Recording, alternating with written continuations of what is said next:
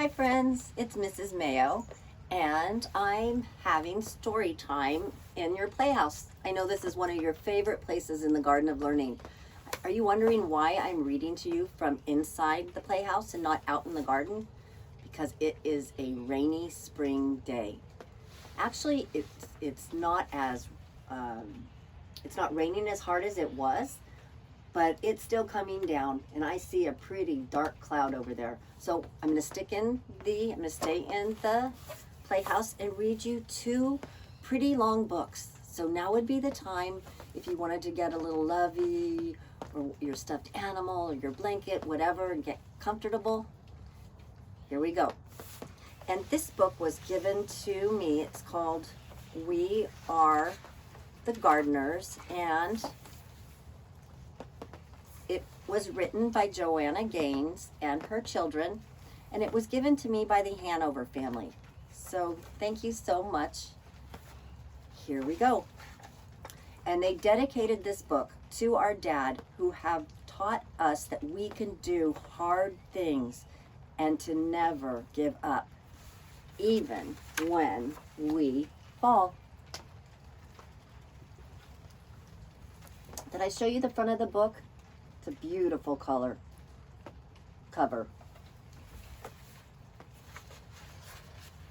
We are the gardeners. And I'm going to read the words and then I'll show you the pictures. Or maybe, I hope you can see that. We are the gardeners. That's a pretty official title, but we didn't start out this way. Just like our garden, we started small and grew from there. Some say that a garden just grows from seeds, but we think it grows from trying and failing and trying again. A garden is hard work, but so is most of the good, important stuff in life.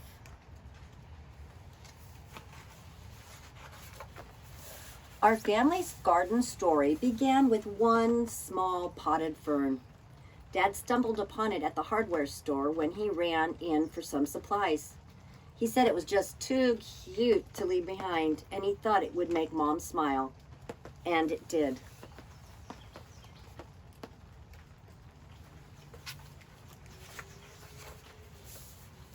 We chose a sunny windowsill for that pretty little fern. It seemed like a good, safe spot for him to grow. This was back when we were little kids, but we still remember visiting the plant each day to give him a drink, and sometimes we'd even whisper to him a bit.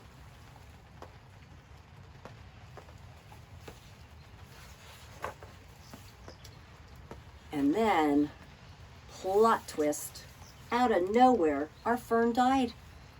Death by overhydration. That's just a fancy way of saying we gave him way too much water. Looking back, each one of us must have watered him every day. That's a lot of drinks for a little plant. By mistake, we loved that plant to death. Some people tell themselves they are no good at something after one small failure, but no chance were we going to give up that easily. So we checked out some books from the library, and we found out that ferns can be tricky and prefer to live in a shady spot. Apparently, a plant's leaves can communicate to us what they're needing. We also learned that most plants have good manners and like to sip, not gulp. Lesson learned.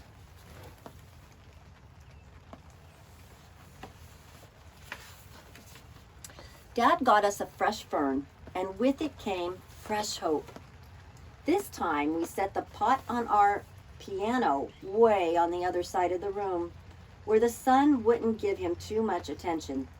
We made a watering schedule and took turns saying a lot of nice things to our little sprout of a plant. And fern number 2 lived and thrived and grew. And finally, Mom got him a little potted friend. And then another, and then 1 or 2 more. We noticed that talking to our plants actually helped them grow bigger and stronger. So we added some songs and jokes into the mix.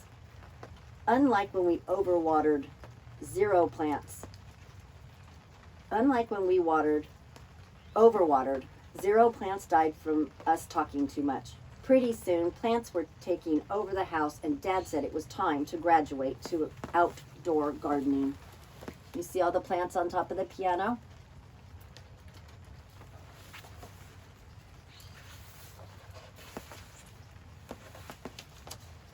Mom was as excited about the new outdoor garden as we were, and she started talking about it with a dreamy look in her eyes.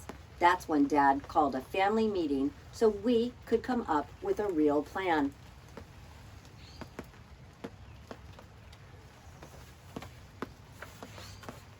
We all gathered around the kitchen table and got to work, dreaming, planting, and drawing things out. That's exactly what we did when we were thinking about the Garden of Learning. We started by talking and planning and drawing. We knew we needed a sunny spot, a place where the plants could sunbathe for at least 6 hours a day. We'd be red as radishes if we did that, but plants just love it. And more than that, they need it. In the garden, there is no life without light. And that's why our garden is we planted our garden here because it's such a nice sunny spot. Dad always says that the foundation is the most important thing when it comes to building a house. A house can't be strong if it's built on something weak. And the same holds true in a garden. So to make the foundation of our garden strong, we filled it with something called soil. Good soil, which includes a bunch of tiny little things called organisms. And you can grow things in it.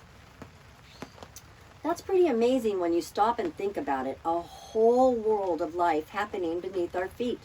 Just because you can't see the good things with your eyes doesn't mean they're not there. And another cool thing about soil is that it heals and strengthens the seeds we sow. And then, like a miracle, plants and flowers burst out of the ground. That's what I always say about seeds. I think they're little miracles. And it looks like they're growing potatoes and radishes and beets and carrots and onions. Oh, and there's a little critter.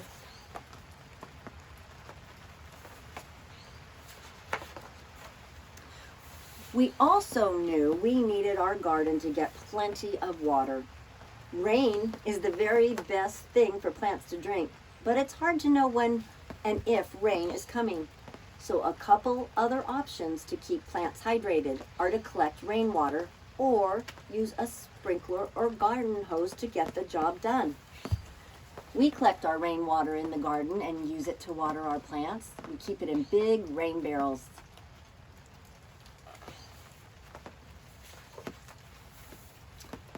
Once we had a location of plenty of sun, good soil, and a watering plan, we got right to work. First thing first, seeds. The most fun part of planting. Whoop, my table just went down. I don't know why it did that. The most fun part of planning out our garden was deciding what to plant. We started with the foods we like to eat, like strawberries and tomatoes, and then we chose some pretty flowers to keep them company. The thing about seeds is that they're everyday miracles. Everything a plant will grow up to be is already inside the seed. We chose flowers like zinnias and sunflowers and cosmos so that pollinators would visit our garden. Butterfly, hummingbirds, and bees spread pollen around from flower to flower, encouraging even more things to bloom. We like knowing that little helpers are out there in nature working with us to help this garden grow.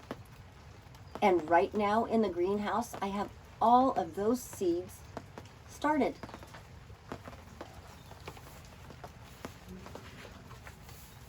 The bees must have put the word out that we had a pretty good thing going, because sure enough, all sorts of other creatures started to arrive. We quickly found out that there were 3 types of bugs in our backyard.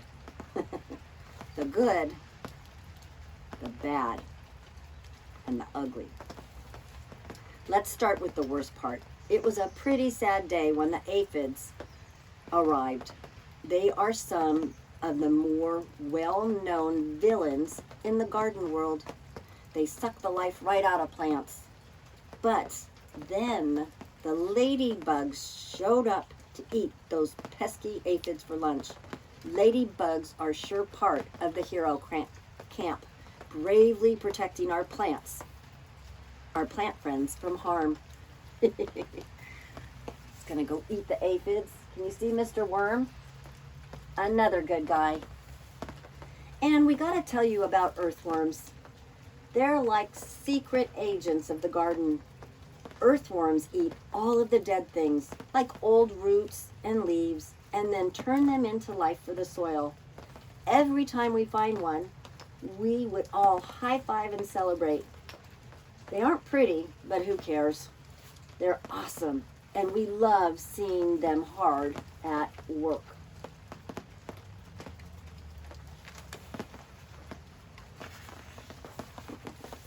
We realized pretty quickly that we needed to keep the weeds out. They are the true bullies of the garden.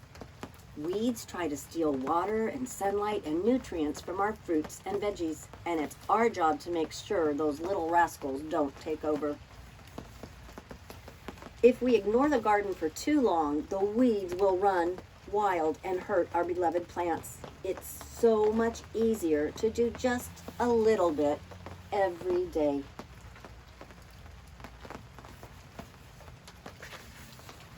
Wow.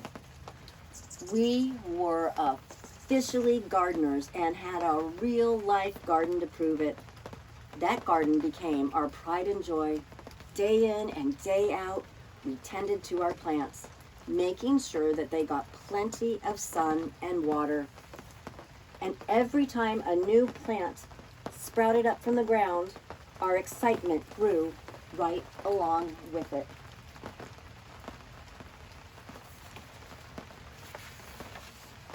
As time passed, our garden grew bigger, and so did our family.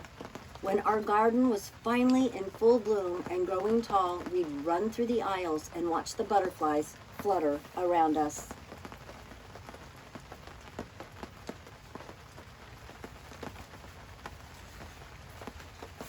But one day, as we were mid-skip, we noticed some trespassers helping themselves to lunch. And by lunch, we mean half of the garden. Animals may look cute and innocent, but some have a sneaky side, and they can wipe out a garden in no time flat. The chickens ate the vegetables. The goats ate Mom's roses. The bunnies weren't picky at all. They ate anything in sight. Saying goodbye to so many happy plants was even harder than throwing away our very first dead fern. We debated if we should just give up. Was it really worth it to start all over again? And then we remembered one very important detail. We are the gardeners. It was our responsibility not only to grow this little garden, but to also protect it. So we put up a little fence to keep the animals out and got to work rebuilding our garden.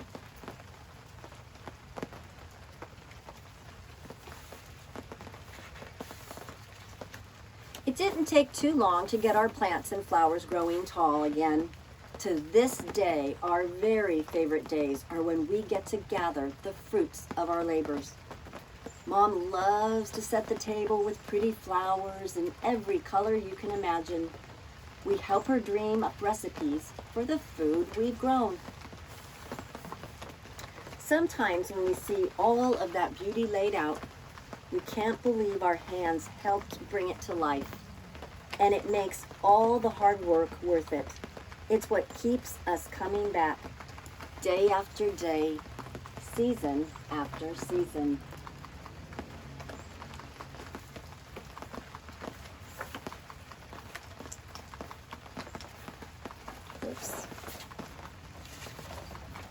We still keep a little fern on the piano to remind us of our small beginnings.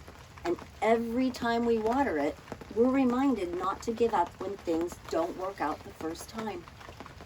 Because the thing is, whether one potted fern dies or half of the garden is wiped out by little critters, every failure or setback teaches us something. Dad says that every hard thing we choose to do makes us braver for the next time.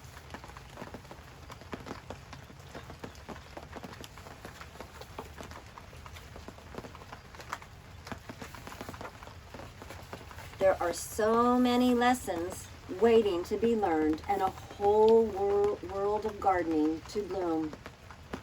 We are the gardeners, and you can be too. I liked that book. I liked its message about don't give up when things get tough. You ready for one more book? And this little book is called My Little Gift, a book of sharing, by Joe Whittick.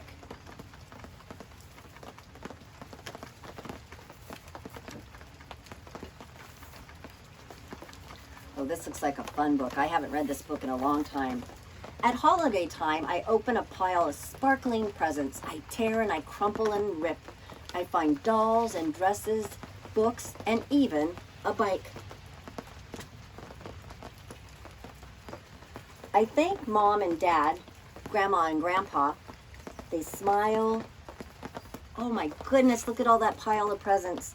They smile and their smiles make me happy too. As if I'd gotten an extra gift. One that didn't come in a shiny wrapped box. Should we open that up again? Wow.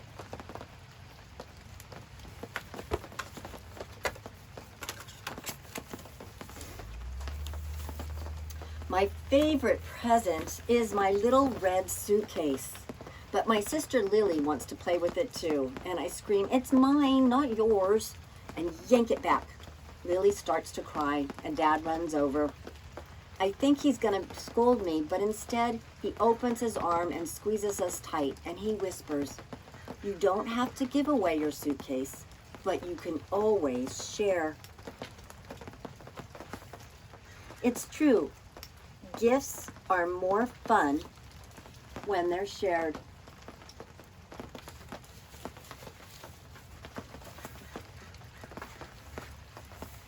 At recess, we share too. We swap trading cards and stickers and even our favorite games. I teach my friend Lee how to play hopscotch, and he teaches me how to play marbles. Do you like to play hopscotch? And oh my goodness. I'll read what that says in a minute.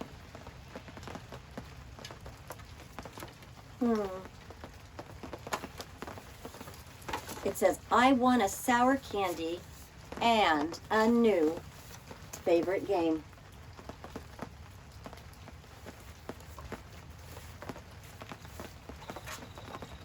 A gift can be handmade. To make a cake for Mom and Dad, we'll need a dozen eggs, we'll need a cup of flour, a heap of sugar, and a sprinkle of good cheer. We stir in 2 pounds of hugs and 3 tons of kisses. Ta-da! It's ready. That's a big cake.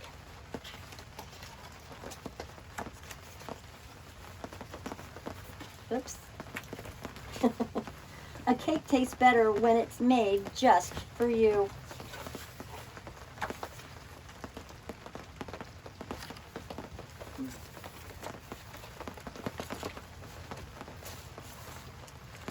Margot is my very best friend. She's an excellent speller, a beautiful singer, and a wonder at jumping rope.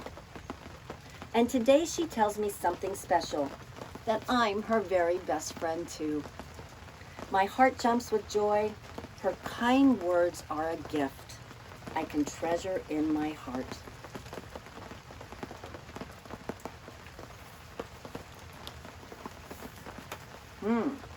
At school today, we learned all about bees and hives and pollen and their buzz, buzz, buzz. I'll open that in a minute. It was very interesting. When I come home, I tell Lily everything. I explain, I draw, I act it out with big, dazzled eyes. Lily asks for more and more and more. I feel like the queen bee. Knowledge is a gift as sweet as honey. We've done a lot of bee lessons in this garden. On our walk, I give my hand to my mom. She squeezes it and kisses it. The kiss feels as light as a dandelion puff, and my heart feels light too. I'm floating in the air. Hugs and kisses are gifts that I can give to my mom, and my mom can give to me. You're doing such a good job. We're almost done with this story. Margot and I are making friendship bracelets. Have you ever made those friendship bracelets? Well, Margot is. I'm making a big tangle. My bracelet is ruined and I start to cry. But Margot pats my back and asks, "Can I help?" She unties the strings with magic fingers. My friend gives me the gift of help and the gift of a beautiful bracelet.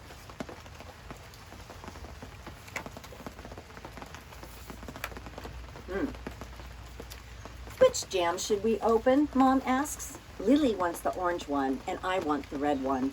I like the little bits of cherry inside. But Grandpa made these jams with love and I know he wouldn't want us to fight. So I let my sister decide.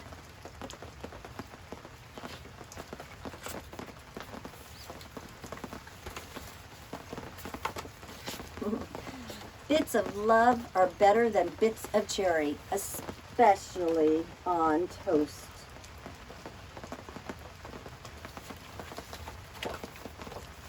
What's your favorite jam? In the Creation Studio, we share everything, especially imagination. When we dream together, our ideas are bigger and brighter, and we pass the glue and the crayons, mix the markers, and swap the scissors. We lend each other a hand. We cut, we tinker, and we laugh a lot. I'm proud of what we made. Do you know what it is? Can you see what it is? Looks like a rocket ship to me.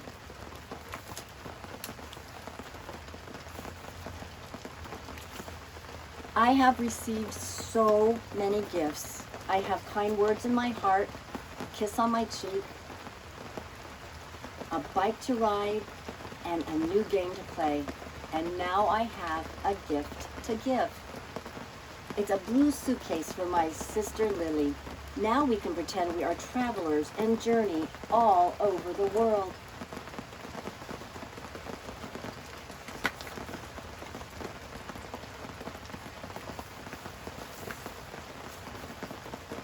It does not matter if a gift is big or small, fancy or plain, only that it comes from the heart. And I have so many gifts to give, and so do you.